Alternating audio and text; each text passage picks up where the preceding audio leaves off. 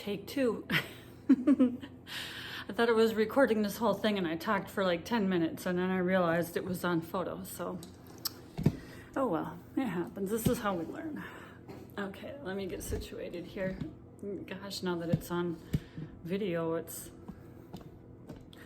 shows a little bit differently. Let me get that. I should have got this ready. No worries. I'm not a perfectionist sometimes. Okay, so I was gonna hop on and I was gonna start teaching the cards.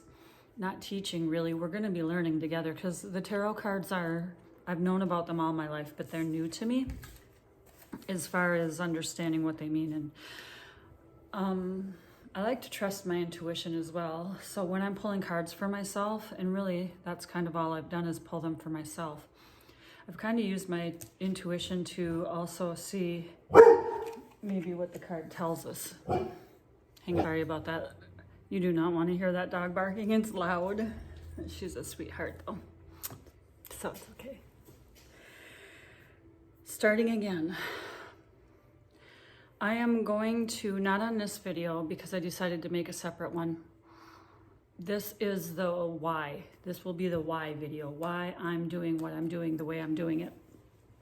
Because I don't believe tarot in itself is the magic. I believe tarot is the bridge. And this is how I mean that. We have neural pathways, or like brain pathways, and I think that if we continue doing the same thing over and over again, we keep getting the same results.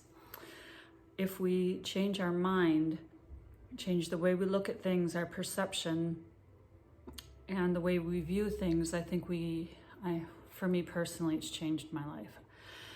I'm not saying false positivity. Like, I think daily affirmations can be very powerful. However, not if you're using it as an escape to get away from the underlying factor or emotion. Or we have feelings for a reason, but there's feelings and then there's emotions.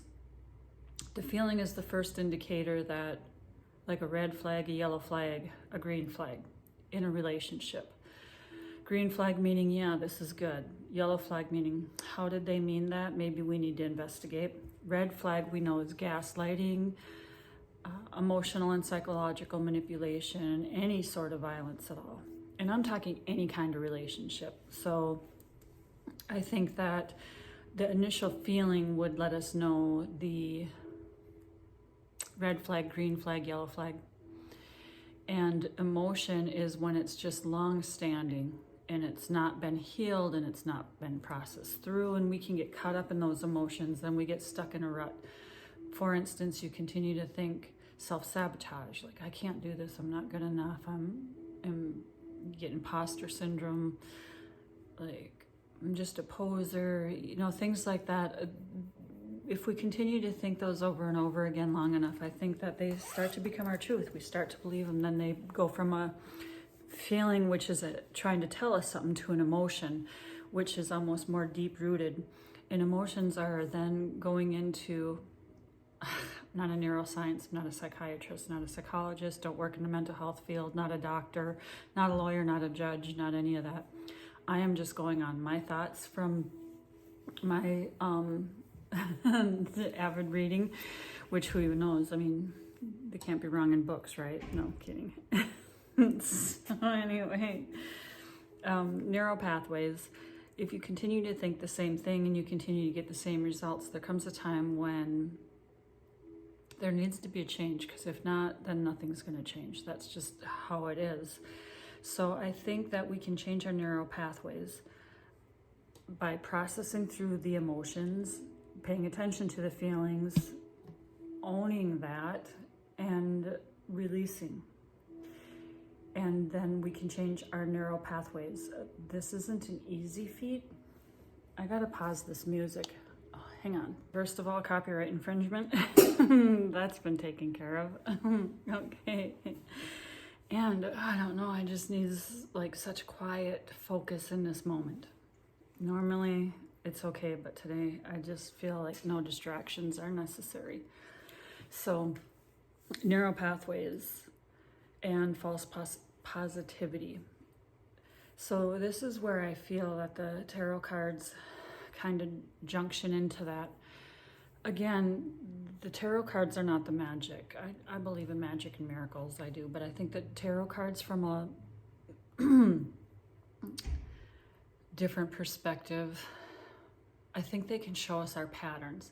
And I think when we find out, they have for me, I don't want to say we, because I don't want to dump this on you like this is how it's going to be, because we're each our own, right? So I'm only telling you what I've noticed, what I've experienced. And I have noticed from watching multiple, for the last, 8 months, I've just watched, it's almost been a year. I've watched multiple different people on YouTube do tarot, and they all do it differently. Some do love readings, some do relationships, some do finances, some do all of it. Some do predictive or futuristic. Some are like in this moment. I'm kind of doing mine a little bit differently, so it will be more I'm going to do a couple different ones, but the type I'm talking about specifically right now, the tarot readings, not the fun oracle or just kind of picking things out and doing it. I'm talking more of how I found patterns within myself that needed to be healed. This is how. I would say for example, I was feeling really insecure financially. I was in lack mentality. And I thought, if I won the lottery, or if this happened or that happened, I'd feel more secure. And then I stopped and I thought, what in my past made me feel insecure to begin with? Like, why am I feeling insecure? So then I pulled a card in what I call the past area, which to me was the left side. So on the left side, I put a past, like what in the past happened or do I need to look at that made me feel insecure? And then I pulled a card in the middle for the now moment. What do I need to know right now? What can I change or shift, or how should I be looking at this that's going to be for my highest and best good? And then the third row to the right was kind of the future. On a metaphysical, esoteric level, I am aware that past, now, present, and future are all intertwined. We don't need to go there. That's just how I feel. But for the sake of what we're doing here, we're going to say past, present, future. That's just helping to collapse timelines. That's for another video in itself. That's what you're going to be, that's what I am planning to show you, is how to collapse timelines. Why is that important? Because when you heal them, you get on the highest and best good timeline. I know that's kind of far-fetched. We'll go there at a later video. Right now, we'll focus on past, present, future card pulls that can, for me, have helped heal, at the very least, shown me where I had hang-ups or glitches in the system.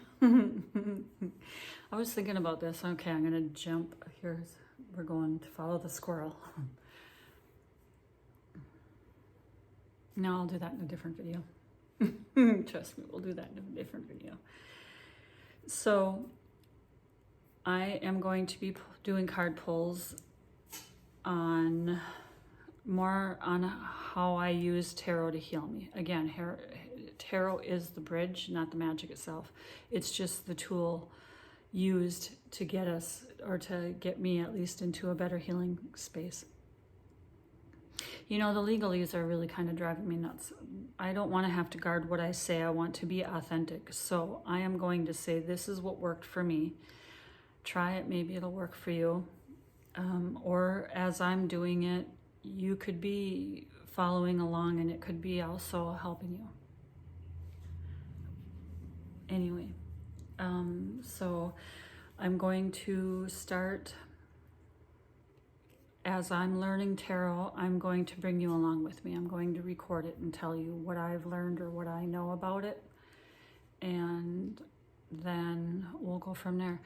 I am going to start doing healing readings, or I don't know what else to call them.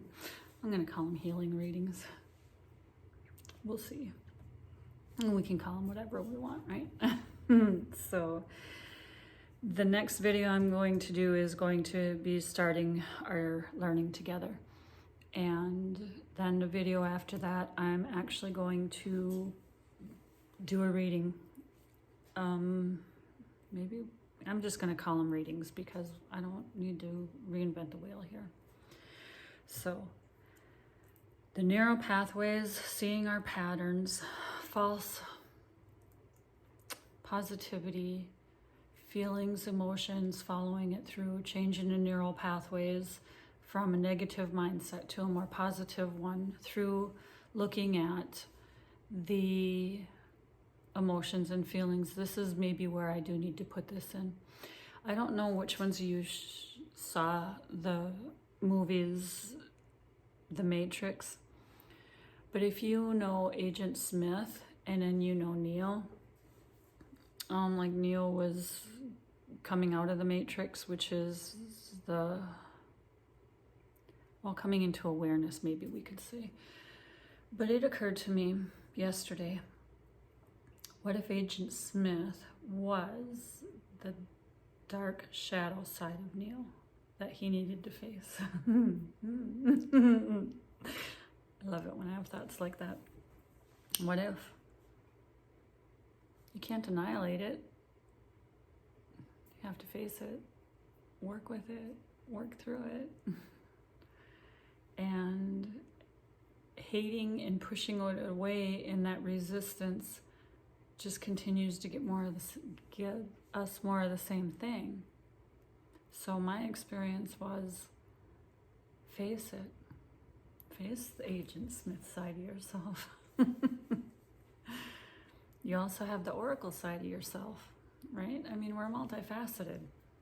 So that's really getting off into a different direction. Anyway, as always, I am holding a space of love for you. Thank you.